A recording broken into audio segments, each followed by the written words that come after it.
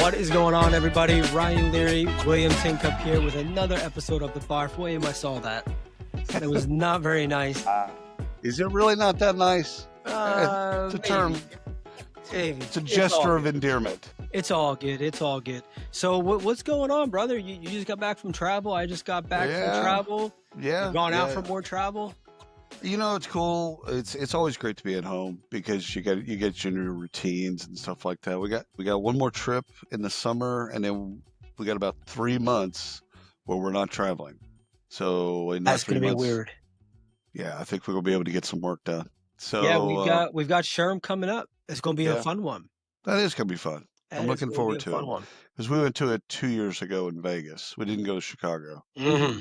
So comparing San Diego to Vegas is going to be quite interesting. But really, the news of the day is we have one of our hosts on a show on our podcast network. We Jay, do. How are you doing? Hey guys, thanks for having me. Absolutely. Tell us a little bit about your podcast, man. Sure. Backstage Pass with the HR Rockstar. That's me. And I came up with the idea. I had 3 or 4 different friend groups, all different circles. None of them know each other. And they're like, you got to do a podcast. And I started thinking of my past, my future, and my current. And I was like, you know, I played in a semi-professional rock band here in Metro Detroit. We tried to make it for 10 plus years. And in corporate world, you keep hearing everyone's a rock star in Excel or project management or AI. And I was like, man, we actually chased the dream of being actual rock stars, not just one on Excel. And I was like, I got something here. And I was like, let me interview actual stars within their fields or their areas of expertise. And so I like to interview different quote unquote rock stars within their respective industries, and then throw out some fun music, movie, pop culture questions at the end. So I love that. Brother, we love your show being a part of the network, and it's going to be fun. So it's going to be rapid fire. We'll start with the breaking news. And let me go ahead and give it to Jay. The Equal Opportunity Employment Commission, EEOC, will no longer provide funds for state and local agencies to investigate workplace discrimination claims involving transgendered employees' disparate impact. New York Times. My kind of very limited take is no Fed money, fewer cases will be prosecuted, leading to increased discrimination. Kind of it's that simple to me. But Jay, you're the HR pro here. What do you think about this? I think it's a move in the wrong direction because it's going to leave more people up, open the door, more discrimination, but no ways to report it at a federal level. Right. Because if the problem isn't there, it doesn't exist. Or you could bury your head in the sand and pretend it doesn't exist. Well, exactly what we'll be doing is burying heads in the sand and glossing over pretty much everything. So, all right. Nothing to see here. Nothing to see here, folks. This did not happen. All right. So we all know Monster. We all know Career Builder. Memo went out. I'm sure you guys have seen this already. Memo went out that they are closing their office. I think it was titled "We Are Closing Our Office" or something like that. Anyhow, you can't really, in my opinion, you can't really save the innovation list, right? We'll go there. I feel like this is the story of saving the darlings, the OGs of the world, Monster and Career Builder. This is Ronstadt and Apollo just clearing house.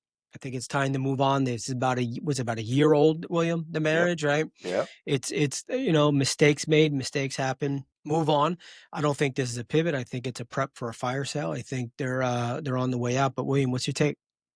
You know, if you look at the automotive industry, which Jay's he's in the backyard of, there's just some great cars that didn't make it. There's some great cars throughout the history of the automobile. There's some great cars that got some traction and then couldn't make it. And even some of the brands, the larger brands, GM and and Ford, they had products. They went on a 10, 15-year run and they were doing great. And all of a sudden, boom. It's like the ecosystem or a forest. Mm-hmm. Not all those things are supposed to make it. No, natural selection. Yeah. The one car, I grew up, Mom, if you're listening, I remember the car, the Chevy Chevette. Remember the Chevettes? I do remember the The little Chevette. hatchback Chevette. 100%. We had one. We had one, Yeah. right? Did you have one, Jay? No, but being in the Motor City, I definitely know one. You know, yeah, 100%. yeah. They don't make those. They went to like the Geo Metros, those things. I had the precursor to that, which was the AMC Gremlin.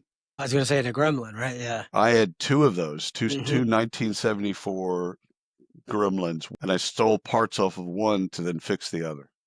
So, All yeah. right. Well, it's better than what I thought you were gonna say. I thought you were gonna say you No, stole parts off no. someone else's car. Oh, no, I've done that too. I can tell you some stories there. All right, Jay, layoffs have caused severe mental health effects on former federal workers. This is from the Washington Post, their investigation section. I believe this was the intent all along by Doge, whatever you want to call it. I think that they were trying to make cuts, but also I think they were trying to impact the mentality of those that stayed, survivor's guilt, and those that left. This was a punishment. It's purely punitive, and so to see a story like this, of course, months later, days later, whatever, the severe mental health. I don't want anybody to go through severe mental health issues. No one, even if I don't like them. Jay, I'm not an HR practitioner. What do you think? Yeah, I think it's unfortunate, and I really feel bad for a lot of the people in the federal government that went through this. You know, like anything, there's waste and abuse in any organization, whether it's federal, state, private. But how it's done, the scalpel versus the chainsaw, is what should have happened, because now a lot of people are being rehired. And yeah, I feel that a lot of people, it's definitely going to cause. I think it's just people being mean. You know, Yeah, instead of being effective, they were trying to prove a point. right. Yeah, Oh, yeah. That's a Jay. I like that take. Effect. They were trying to prove a point instead of being effective. I think that's interesting. I like yeah. that. I like that It's take. Ryan. Yeah. It's the conversation that's happened through the years of human and humane, the Mm-hmm. relationship between the two, and say, as Jay said, chainsaw versus scalpel. If you're going to terminate, you're going to terminate. You've made the decision. Great. And not great. You know, you made the decision, which is great. But the whole point is the how you go Yeah. about that. You need So to have good bedside manner uh, humane, across everything. Yeah. So yeah, be humane, yeah. All yeah. right, Jay. Go, Have you been following the Rippling deal situation? I have. All right. So he's smiling. So I'm gonna take that as a positive. There we go. So all right. So Rippling's tender offer, drops GP, drops their name in there, claiming that Deal was doing the same old shady shit to them as well. Oh, So I wanted to talk about this because I kind of feel like it's old news. Like I don't want to talk about it anymore. I'm like kind of like, all right, well, we'll follow it. It'll be interesting. But this was a new kind of development, right? So GPs, they're kind of their OG competitor in this space.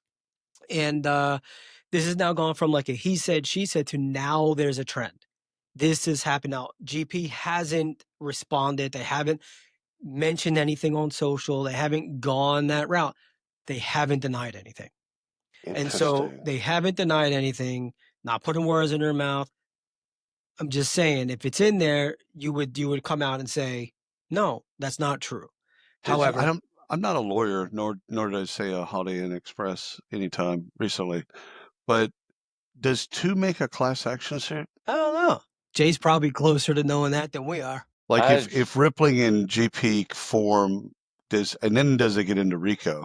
I would think it gets into RICO because it's global, which could get criminal as well as civil. But again, not a lawyer. I'm not sure how that works. Did they consult with P. Diddy on this? I mean, 100%. I need some where there's oil. one, there's 30. Got to oil that up. First of all, that is happening to another global, another company that's tangential to both parties. That's just dirty pool. Anyhow, Jay, what's your take? this new development I'm not aware of, so I'll Yeah, admit me that neither. this is, yeah, I'm a little bit, I guess, out of the loop in just the last couple of days on this Yeah, development. this But literally just came out, and there was Wow. this sort. So I found this on Axios. And so Mhm. Axios, they said the source, we'll say the source that they've spoken to confirmed to them that this is indeed the case. It makes sense on this level, Ryan. If you're going to go to the level of doing this type of competitive, well, really, it's espionage, it's corporate Yeah, espionage, sure. right? If you're going to go to this level with one competitor, why wouldn't you go this to other competitors? Like, we're not Mhm. just keeping, from a CIA perspective, and say we're not just keeping our eyes on China. We're keeping our eyes on China, Russia, North Korea, And Iran. American Like, citizens, it's yeah. all the Oh, same. hell yeah. Oh, hell yeah. There we go. I don't mind that. That's why I always, throw out like fusion bomb occasionally in podcasts just to see if someone shows up. Jay, here's one for you. There's an ongoing shortage of workers for green jobs, but the US isn't doing enough to fix the problem. That's just from Bloomberg. So turns out trades are essential. We'll never reach that green goal if we don't have the people to help us with the transition, because AI is not going to help us with that transit. It'll help with the software part of it, but they're not going to help with the actual transition of gas stations into charging stations. Like, that's a physical thing that gals and guys have to do with tools and stuff like that. So if we don't have those workers, no matter how much we want to go green, we're not going to be able to go green as fast as we would like to. It's interesting because there is the younger generation, Gen Z, there is a trend of them moving into the trades. Some people of all generations starting to say college isn't worth it, or it's not worth it for me at this time in my life. Maybe I'll go back one day, or I'll do something else. But again, I think it's in the marketing and the messaging, because the companies that will get it right on how to convert, whether it's gas stations to charging stations, or windmills here in Michigan and other parts of the country, they're going to be ahead of the curve. So again, I think it's in the marketing and the messaging of what do you want to do, and in 3.5 years, the messaging could change. Good point. Good Yeah, point. yeah. I have a story later that I want to bring up, Jay, that you probably just referenced that's really interesting along this. You all know Google, right? Yeah, I saw this one. This was Yeah. good. Yeah, yeah. So they're expanding their buyout now. And they're doing this to the tune of billions and billions of dollars to reallocate $75 billion into AI investment. I've got a couple thoughts here. And you don't want to bet against Google. I mean, like the moment I say, "Oh, Google," I'm gonna, I'll be wrong. But they are and they have been chasing. They have not been leading, at least from what I can tell, in many, many years. Right? OpenAI, Anthropic, they've stolen the show. This is a new era. They haven't kept up as well as I thought they would have over the years. They've been stuck in their advertising models, and that's just that.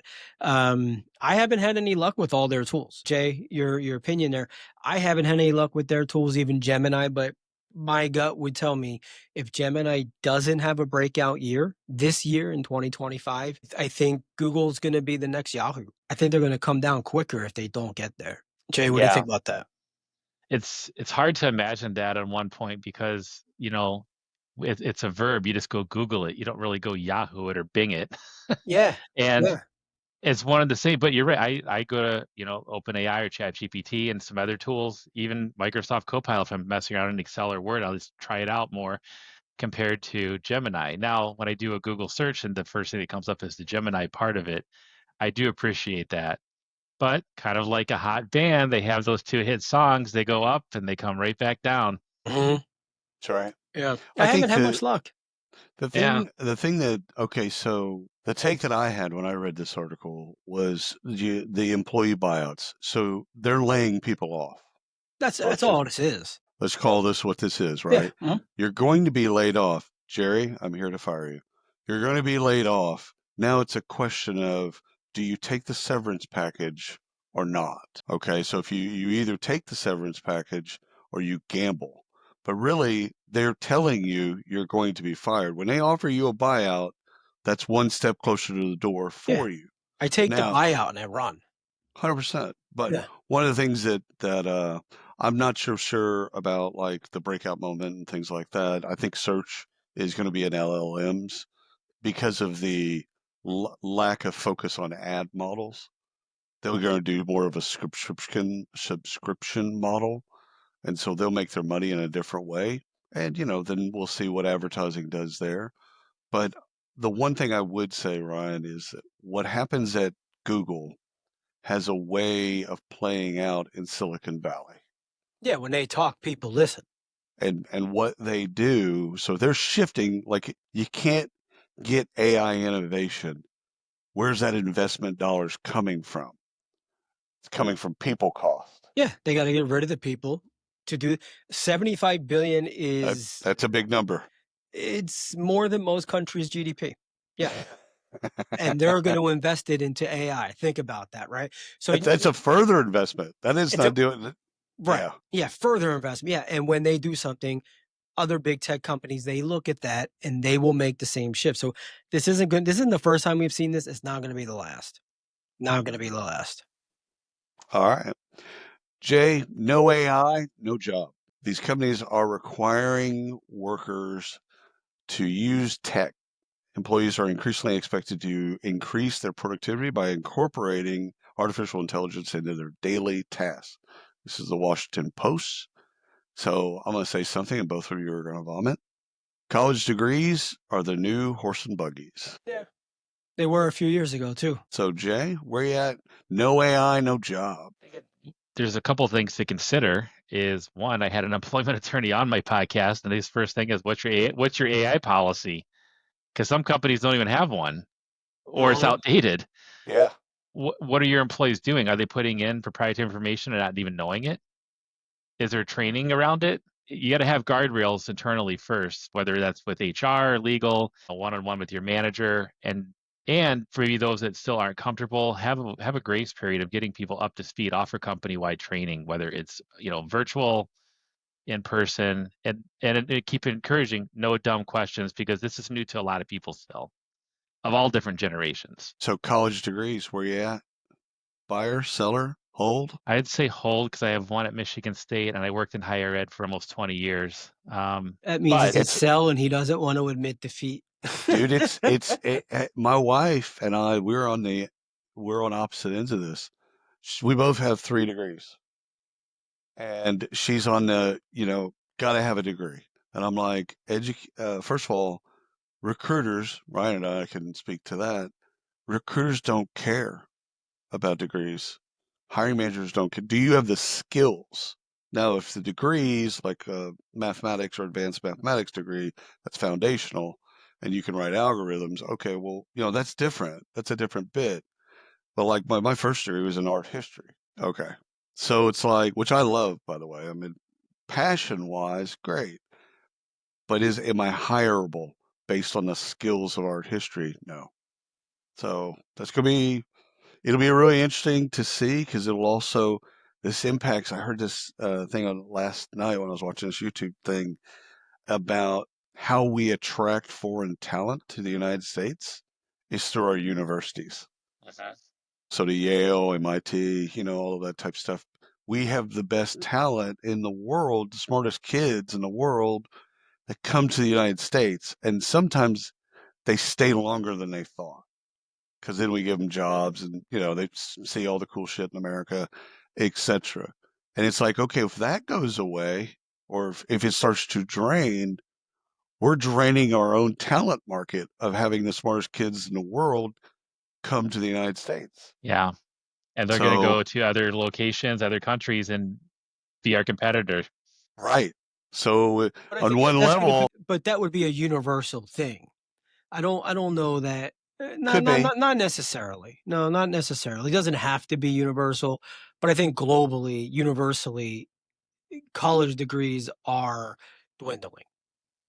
So the greatest technology school in India, the name's escaping me right now. We've got several guests that have attended. They would rather go to MIT or Cal Poly than go to that school. So if it happens at MIT and Cal Poly, it's definitely going to impact the school in India. basically the MIT of India, whatever the name of the thing is. But so like looking at universities, like these little small, tiny universities, 2,500 students, etc. Like I'm not sure they have a sustainable model going forward. No, a lot of the smaller universities by us have been acquired. We just had a couple acquired by Villanova. Right. And I mean, they're just picking up all the small. Yeah, Villanova's here, which only 7,000 students, by the way. Yeah. Oh yeah. It's I didn't Catholic. know that. I don't know why. But it's only like 40 minutes from me. So you got Villanova and you have a whole bunch of little ones. And they're just, Satellites. Yeah. no, other universities. Oh yeah. And they're Yeah. just eating Gotcha. them up. Yeah, they're just acquiring them. Well, I think it comes down to specialization. Like I see that market consolidating. Yeah. And of course, part of consolidation is some people are just going to get left off the train. However, if you've got a great specialization, that specialization, you're gold. So instead of being broad like a lot of these little schools have, we've got 135 different bachelor's degrees. I see that consolidating down into what are you really good at? Go to community college, get yourself a degree, learn how to weld or be a piper or whatever, and You know, lay some pipe. play Good some for pipe. you. All right, I got another one. And Ryan kind of touched on it a little bit earlier, but this is actually more specific. AI startup Anthropic says its new AI model can work for nearly 7 hours in a row, and AI could soon handle complex tests without human prompts. This is CNN that's reporting it. It reminded me of a lot of our breakup bits in high school and middle school. It's not you, it's me. So I don't know how you tie shit together sometimes.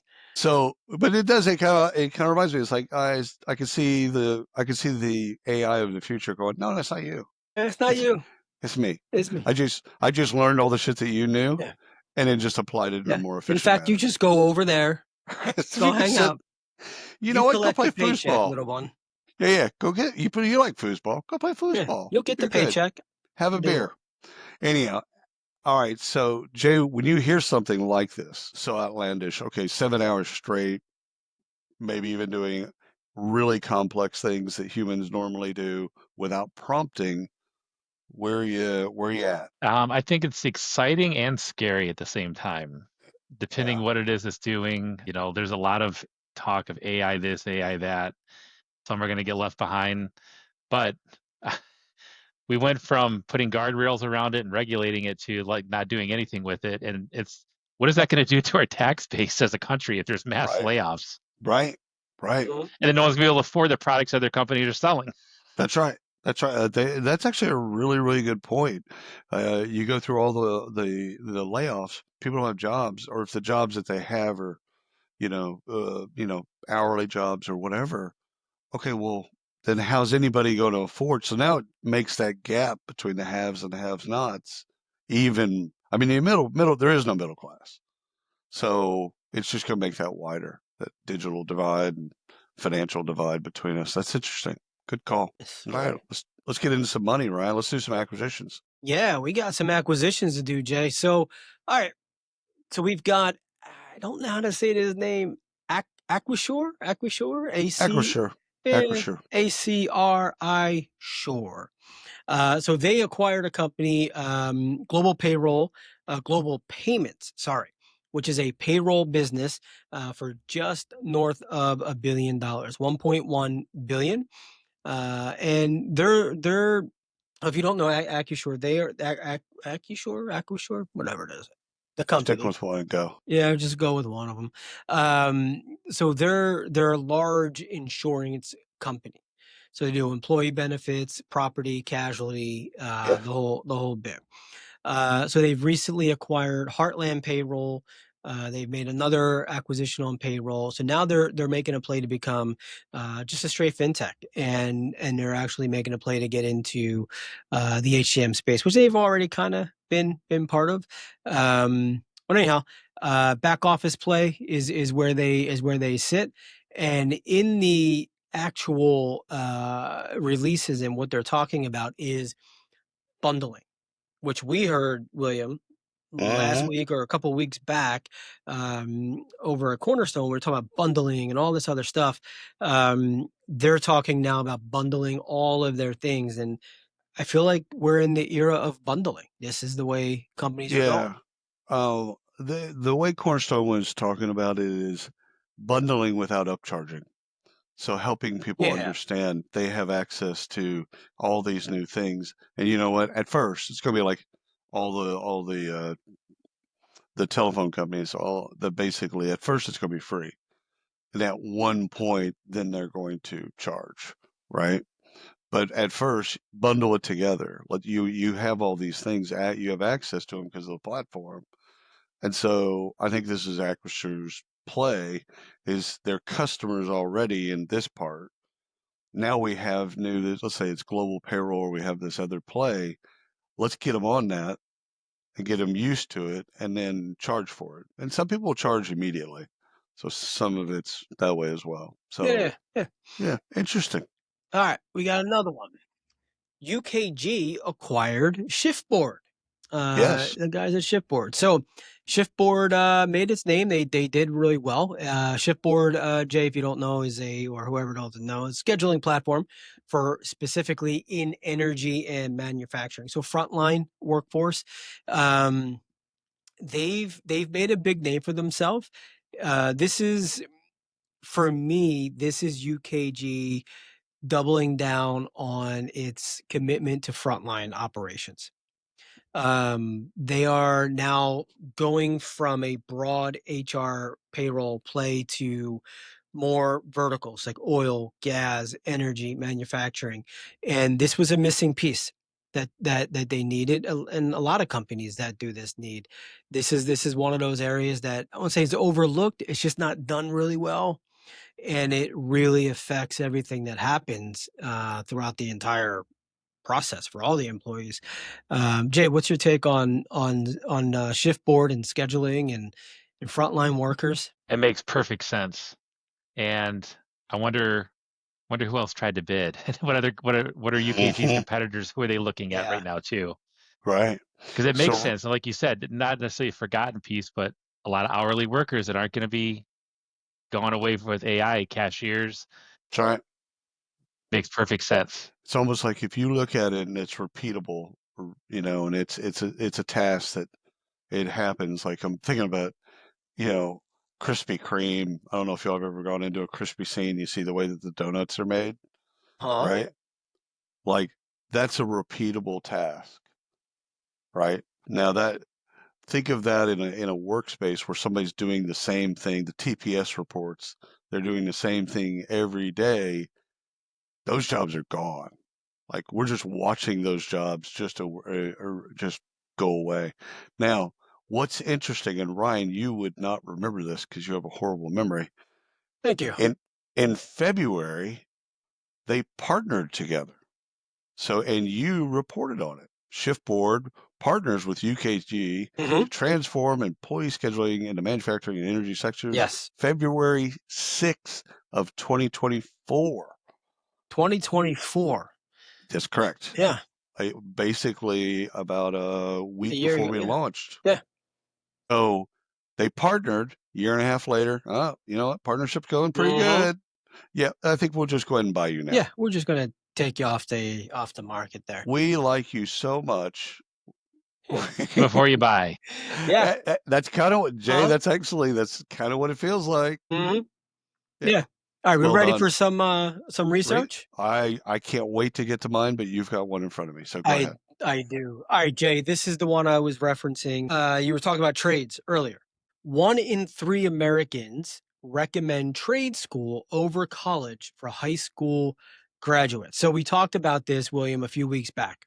Plumbing and electrical, 500 and 600,000 projected for each individually. Shortage by 2030, I think the date was. Some of this to me, as I read through the study, and then another research piece I'm going to talk about later. I think this is more of a cultural shift right now. I think college trust is waning; it's going away. The value of a degree has just It's just not there, right? Plummeted. It's plummeted. It's not there anymore. Another study that was shared said 50% of office workers. This is interesting. 50% of office workers are considering a pivot to a trade. So white collar stress, they called it white collar stress versus blue collar pride. Interesting. 50%. That's a huge number. And I Big was thinking, number. like, I might actually. I've always wanted to learn to weld. Yeah. Why not? Why not weld? So, and I thought it was really interesting. Couple quick stats here, and then Jay, I'll get your take on it because I think this is an area that you sit in more than we do.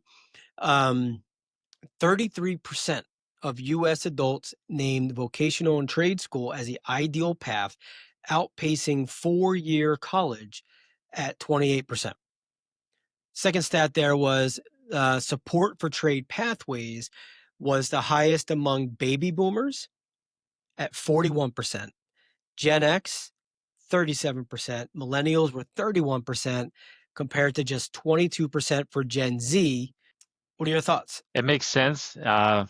Full disclosure, my son is in high school and wants to do this exact same thing. My daughter too. My daughter went to is going to tech school for electrical.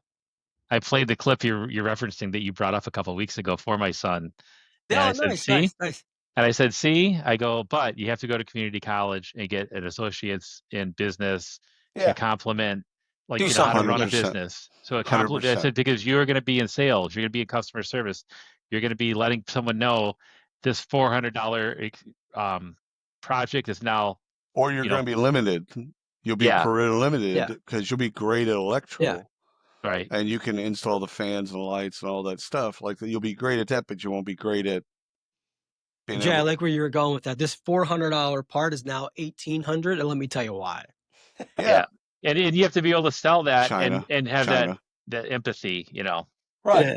Like I understand price is high. If you can't buy it now, totally get it. But here's what's happening, and this is why it's an investment for you. Yeah. Show them this clip.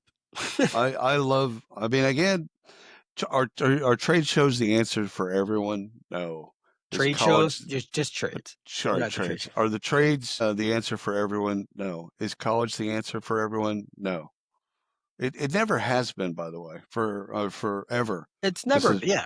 It's just the trust. I think your point about people's perception of the erosion of trust of colleges, their value. Like I can remember, like my parents, my dad was the first to go to college in our family, and like it was St. Edward's University in Austin, and it was like that was a thing. Like he was put on this pedestal because he got a college degree, and the generation that came after that, it was just expected that you went to college, and it was also rewarded, I would say. When I got out of business school, it was the money. It was commiserate, right? But I believe after that, I think the next generation started to feel the disconnect between employers and how they value degrees and what they got as an output or a product. And so interesting. Yeah. There we go. All right.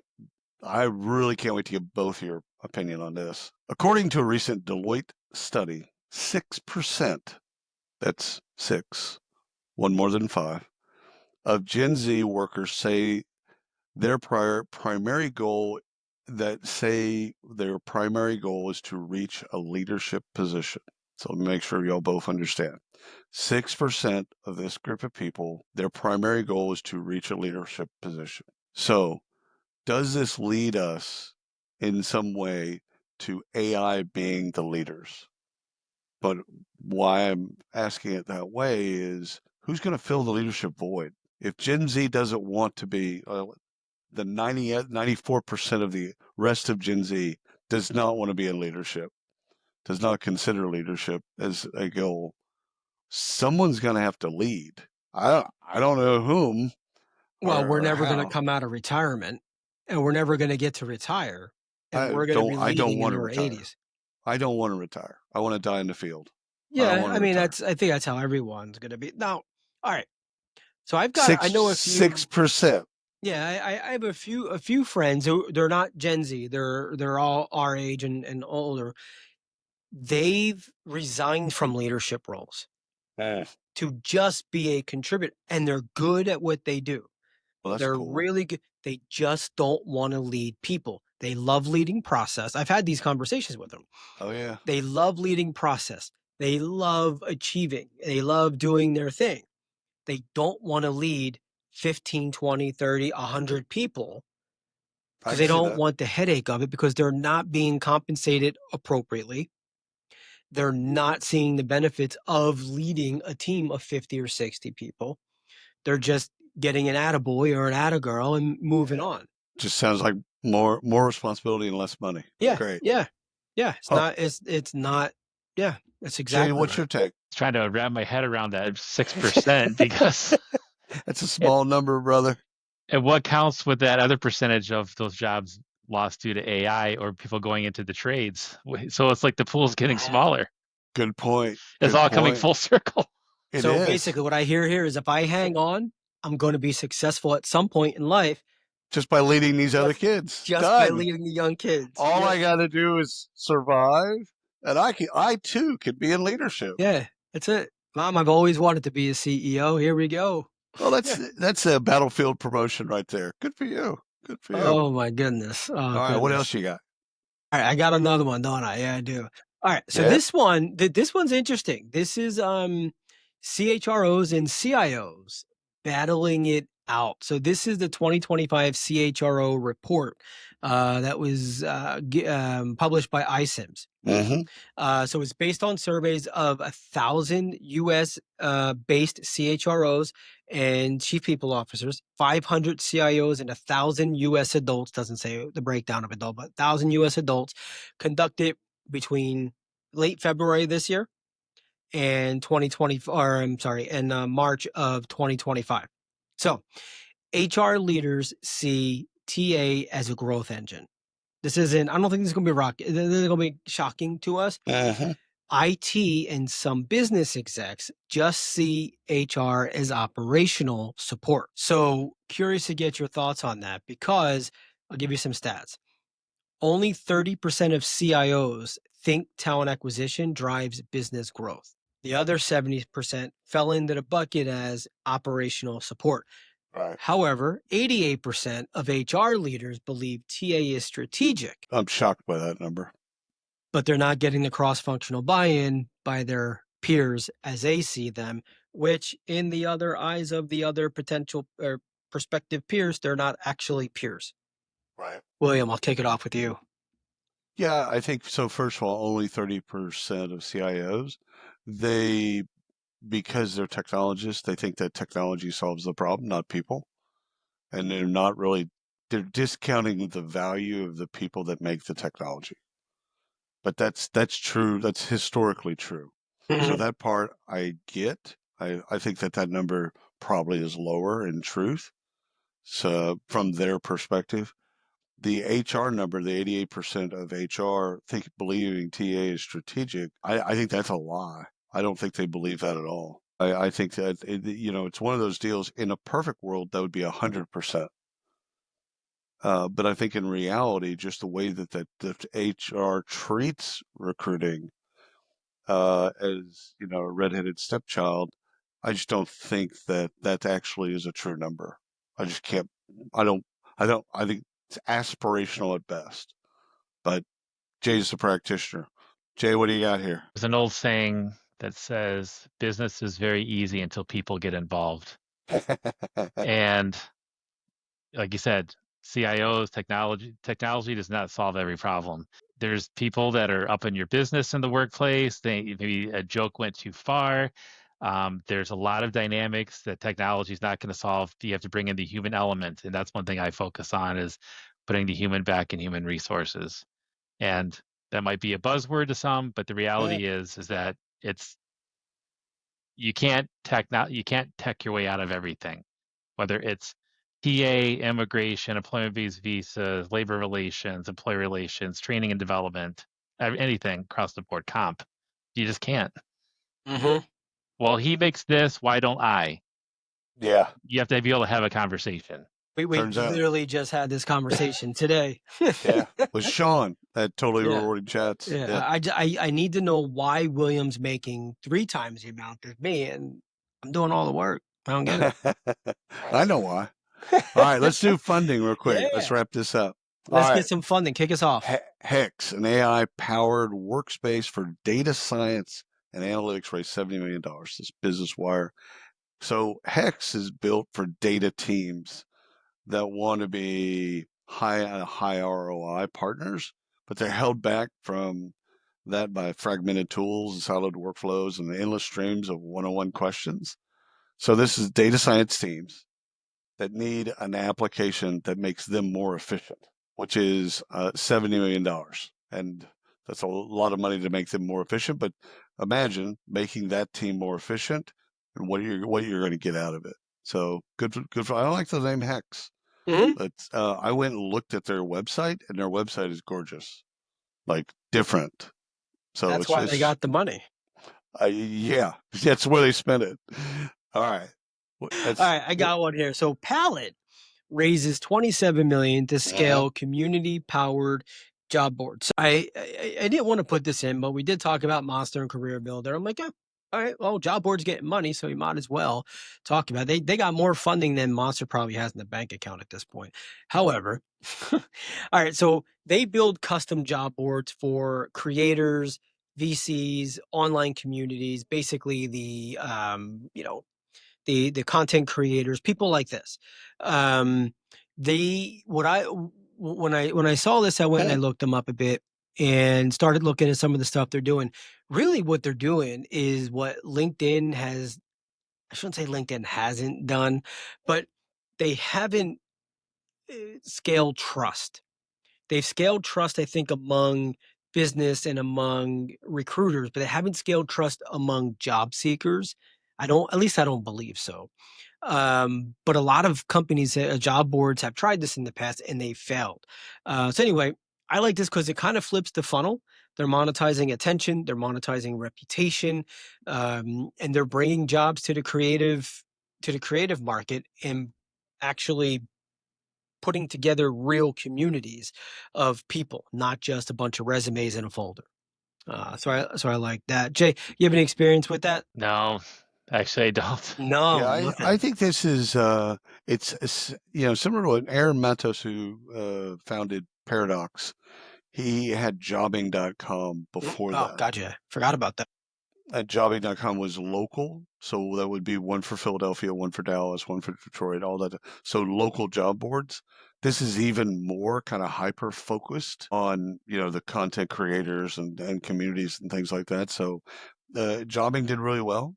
I mean, exited really well, did really well.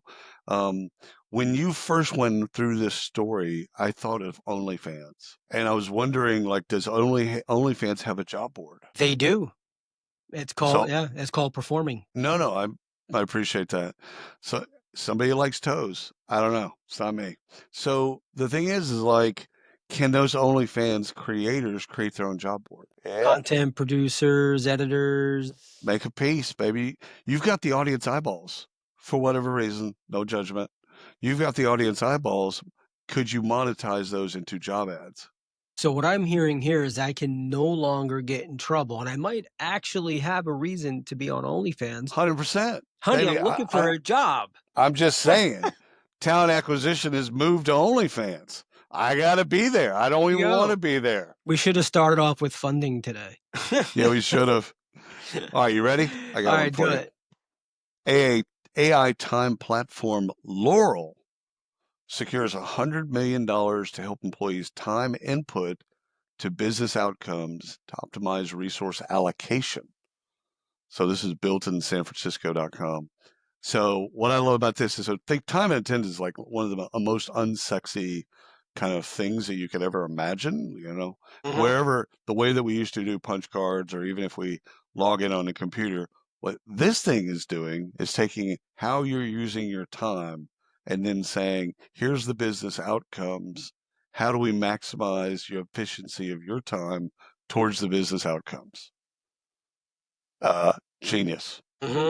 Genius level genius. Because before it was just a punch in, punch out. So we knew when you came in, when you left, but we didn't really know what you were doing in the middle. Your manager might have, of course. Right. Your peers might have.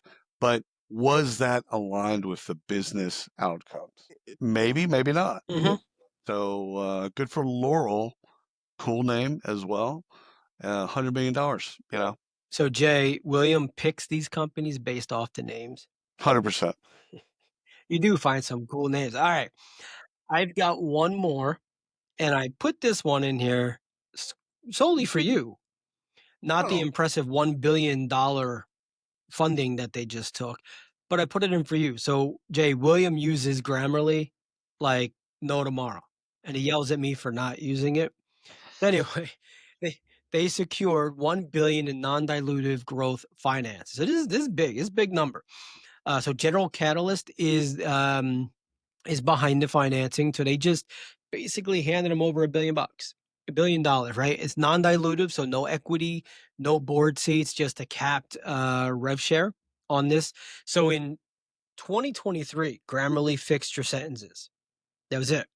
2025, it's running enterprise communication, right? So email, chat, they're in docs, they're in the CRMs, they're shaping Everywhere. tone now. They're at every platform that we use just for fun as a small business personally or an in enterprise, and they're making their way in deeper and deeper and deeper. So the question is, I guess for you guys, do they go wide with features, or are they going to start to go deep into industries now and really start to own specific verticals? William, I'll go with you first. I think they'll do both. Yeah, me too. I think this is they're going to go deeper in industry specific stuff so they can get the lingo, but also hyper personalize. Like because you know I use it for everything. There are things like to feel more confident. So it'll raise like a thing for me, and it'll highlight something. If you want to feel more confident, rephrase it this way. I'm like, I don't need people to think that I'm more confident. I don't need help there. Mm-hmm. Pretty comfortable there. So it's not as personalized to the person. Mm-hmm. It's still looking at, your grammar is Ryan grammar, my grammar. But I believe that hyper personalization that's going to happen with Grammarly to an industry, etc. I think that's where they win. Is they start to like your use of ChatGPT. It knows you, and it's getting to know you even more the more you use it. Grammarly should be doing that. They should have been doing that all along, but they should be doing that now. Yeah, and they will. Yep. Well, they got a lot of money to do it. They have a lot of opportunity to do this. $1 billion non-diluted is almost unheard of. Yeah. I mean, I don't know what the cap is on the revenue, on the rev share and all that. I don't think it fucking matters. They're getting paid back. They're going to get their $1 billion back. So there's that. They're going to get their $1 billion plus back. Yeah, that's for sure. That's cool. Yeah. All right, we got one more. Yeah, ready? Zorro, an AI-powered benefits administration platform, raised $20 million to expand its personalized healthcare solutions for brokers, employers, and employees. So, the game here really, what Zorro's playing with a lot of the folks they're playing in global benefits is hyper personalization. You're going to get into a place where you basically everyone personalize your own benefits that you need. Here's the number. Like, hey, we're going to spend this much money on everybody. Mm-hmm. Where do you want it? You want it in dental? You want it in vision? You want it in wellness? Who gives a shit? It's got to be hyper personalized. And Zorro, coming from an AI powered perspective, they can then optimize that to the individuals. And we're out. We're all done. Thank you all for listening. Thanks for watching. We shall see you next time.